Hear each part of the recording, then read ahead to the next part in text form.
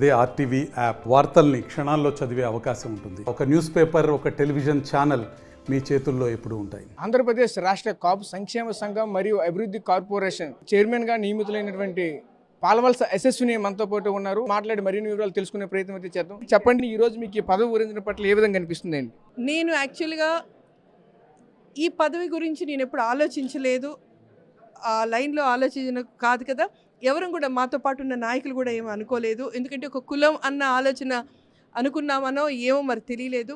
కానీ పవన్ కళ్యాణ్ గారు ప్రత్యేకించి కాపు కార్పొరేషన్ అలానే తూర్పు కాపు కార్పొరేషన్కి రెండింటికి కూడా కోరి మరి తీసుకున్నారు అంటే దాని ఇంటెన్స్ వాల్యూ, దానికి ఇంటెన్స్ సంబంధించి ఏమి ఆలోచించి ఒక రాజకీయంగా వ్యూహంగా ఆయన ఆలోచనని నిజంగా హ్యాట్స్ ఆఫ్. ఎందుకంటే ప్రత్యేకించి రెండు కాపు అండ్ తూర్పు కాపు రెండు శాఖలు కూడా జనసేనకి తీసుకోవటం, దానికి సరైన నాయకుల్లో పెట్టడం, దానికి నేను ఆ పదవి నన్ను వరించడం అనేది నిజంగా నా అదృష్టంగా భావిస్తున్నా.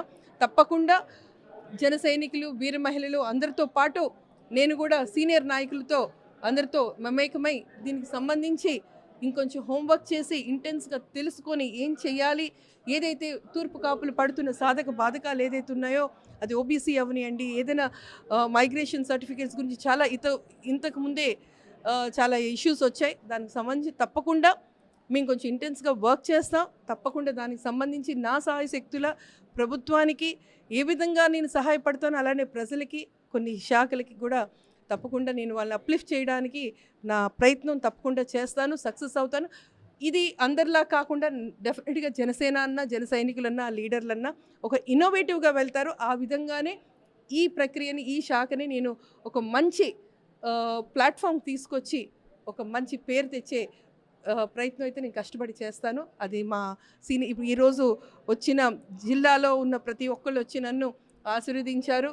ఉనికి తూర్పు కాపు బిడ్డగా, జన సైనికురాలిగా తప్పకుండా అందరికీ తలెత్తుకొని గర్వంగా చెప్పుకునే విధంగా నేను ప్రయత్నం చేస్తాను. ఎప్పటి నుంచో కష్టపడి దానికి ఒక ఉనికి ఉన్న వాళ్ళు, కష్టపడిన నాయకులకి ఎన్డీఏ కూటమి 3 పార్టీలకు సంబంధించి ప్రతి ఒక్క సీనియర్ నాయకుని, తర్వాత కింద గ్రౌండ్ లెవెల్లో ప్రతి ఒక్కళ్ళు కూడా ఆ ఒరవడిలో ఇస్తున్న అపాయింట్మెంట్స్ ఇవి.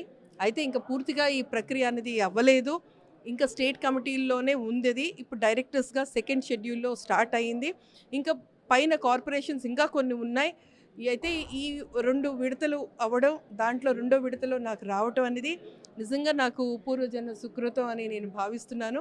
ఈ తూర్పు కాపు సంక్షేమం ఏదైతే ఉందో దీనికి సంబంధించిన ఎటువంటి ప్రణాళిక మీరు సిద్ధం చేసుకుని వెళ్తున్నారు? వాళ్ళకి ఏ విధంగా మీ వంటి తోడ్పాటు ఏ విధంగా అందిస్తారు? అంటే ఇక్కడ ప్రణాళికలు ఏమి ఉండవు. ఆల్రెడీ ఎప్పటి నుంచో ఎక్కువగా చెప్పండి, బడుగు బలహీన వర్గాలని ఏ విధంగా ఇబ్బందులు పడుతున్నారు, ఇన్ని ప్రభుత్వాలు వచ్చినా అది చేస్తాం ఇది చేస్తాం ఎలక్షన్ మేనిఫెస్టోలు తప్ప ఎటువంటి ఇంప్రొవైజ్ చేసే లైన్లో అయితే ఎవరూ ఆలోచించడం లేదు.